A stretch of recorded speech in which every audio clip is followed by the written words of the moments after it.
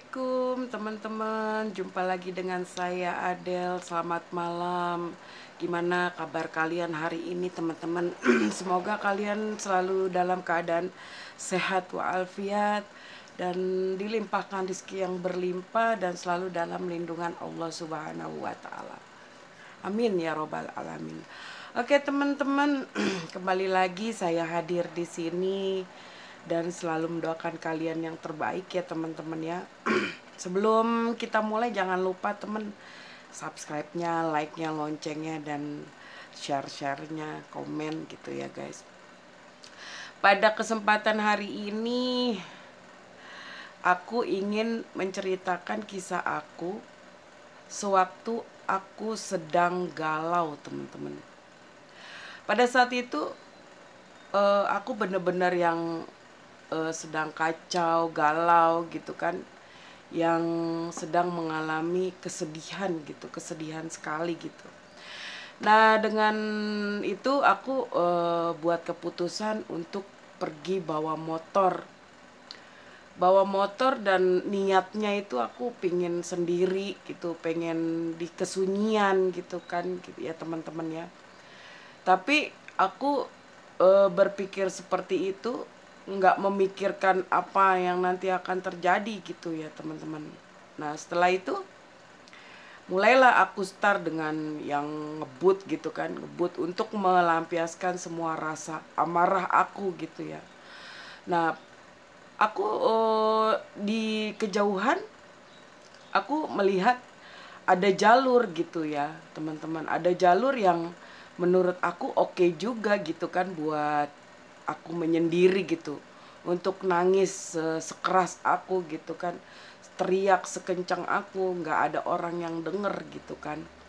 Nah pada saat itu aku langsung masuk ke gang itu belum pernah aku lewatin sama sekali ya teman-teman ya.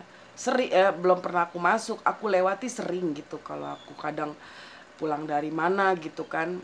Nah tiba-tiba masuklah aku gitu. Jadi dari luar itu jalannya agak lebar gitu. Nah tiba-tiba makin ke dalam tuh makin kecil gitu. Dan itu memang nggak ada rumah gitu.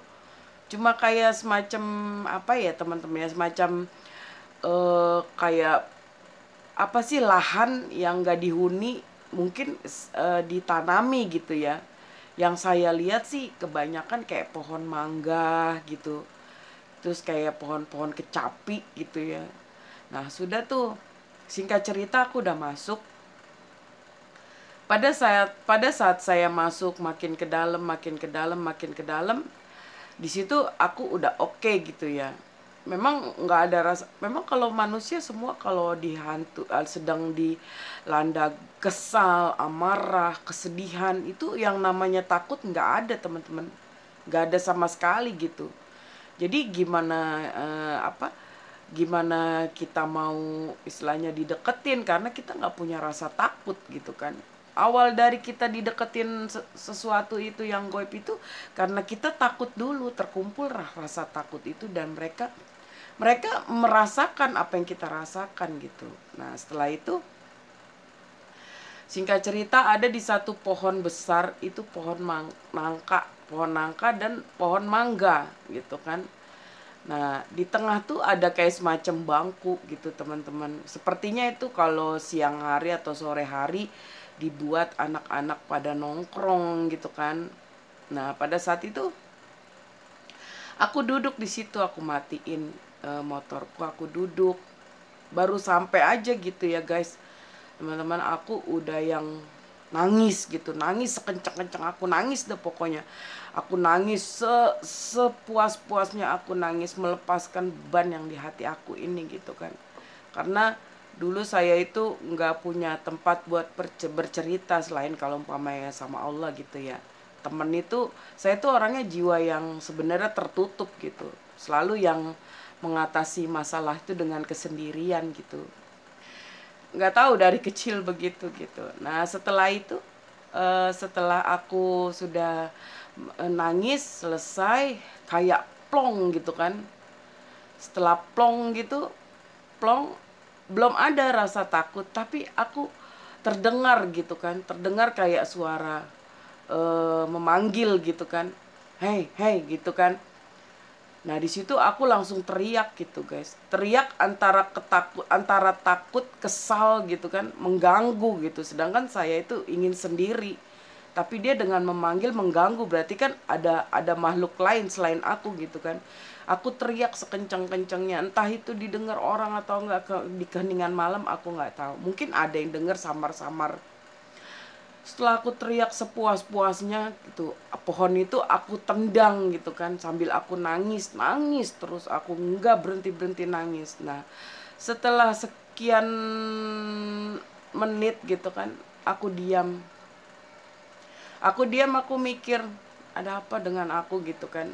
Nah tiba-tiba eh aku kayak yang ditimpuk gitu teman-teman, kayak ada yang pruk gitu, tapi ke arah kaki aku gitu kan. Terus aku diem aja, aku diem. Memang jadi kayak kesal itu udah keluar, udah ringan beban apa, jadi hawa takut ada gitu, hawa takut udah ada. Aku bilang gini, kalian ya buat semua nggak usah ganggu, kata aku gitu kan. Kalian kalau mau bunuh saya, bunuh sekarang, saya bilang gitu. Saya udah pasrah kayak saya gitu, padahal saya itu dalam keadaan emosi, kesal gitu, sampai mereka pun aku ajak berdialog dan aku tantang gitu ya. Terserah lah, aku kayaknya hari ini mau matilah gitu. Pokoknya udah kayak gimana sih, namanya orang lagi galau berat, lagi yang gimana gitu kan. Nah ya udah, akhirnya pada saat itu sudah tenang, aku udah minum, udah napas gitu, udah enak. Tiba-tiba aku nengok gitu, aku lihat kok di pohon itu seperti bergoyang gitu kan. Seperti bergoyang dan seperti ada orang sedang mengobrol. Terlintas di pikiran aku begal. Begal yang aku takutin teman-teman. Begitu saat aku udah takut, begal, aku putar balik tuh motor kan. Aku balik, belum disela gitu guys. Belum aku hidupin, tiba-tiba di belakang aku guys udah berdiri orang, bentuknya orang, dan dia tidak menyerupai seperti pocong lah, merupai seperti kuntilanak lah, tidak. Dan dia orang, dan orang itu menyamping. Aku lihat dari spion, dia menyamping gitu kan. Aku udah feeling itu udah udah yang astagfirullahaladzim, kata aku gitu. Aku gini, maaf ya, tadi saya dalam keadaan kesal. Saya ingin sendiri, tapi ada yang ganggu. Saya nggak ingin ada yang dekat dengan saya. Terus dia masih diam. Kalau sekiranya saya punya salah, saya minta maaf. Ada perkataan yang kurang baik atau saya istilahnya terkesan menantang, saya minta maaf. Dan saya mau pamit, saya bilang gitu. Pada saat itu guys, dia diam aja. Terus, oke, aku pelan-pelan dorong dulu dong tuh motor, ya kan? Dorong motor, pelan-pelan. Begitu saya naik guys, tiba-tiba dia melihat saya. Dia nengok dan aku pun nengok guys. Yang aku lihat itu wajahnya berdarah. Dia berdarah guys. Tapi entah kenapa di kuping saya itu, dia kayak ngomong dia dibunuh gitu. Saya dibunuh, kata dia begitu guys.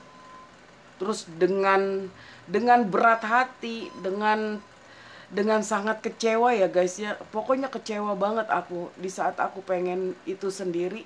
Kenapa aku akhirnya apa? Aku bilang begini, aku udah nggak bisa jalan guys. Aku diem di tempat, cuma megangin motor doang. Pada saat itu aku coba baca surat yang seinget aku guys. Dalam kondisi seperti itu, antara inget dan gak inget itu sebenarnya ya, karena kita udah sama-sama lihat. Coba nengok gini dong, begitu dong guys. Ngelihat begitu, balik lagi, mukanya berdarah. Dan dia bilang di kuping saya, dia dibunuh. Saya nggak mau tahu, mau dia dibunuh atau enggak, saya nggak mau tahu. Cuman yang saya rasain gimana caranya saya keluar dari situ. Begitu saya istighfar, begitu saya ucap Allahu Akbar, saya bisa jalan dan motor saya tinggal. Motor saya tinggal, saya lari setengah jalan dan lari.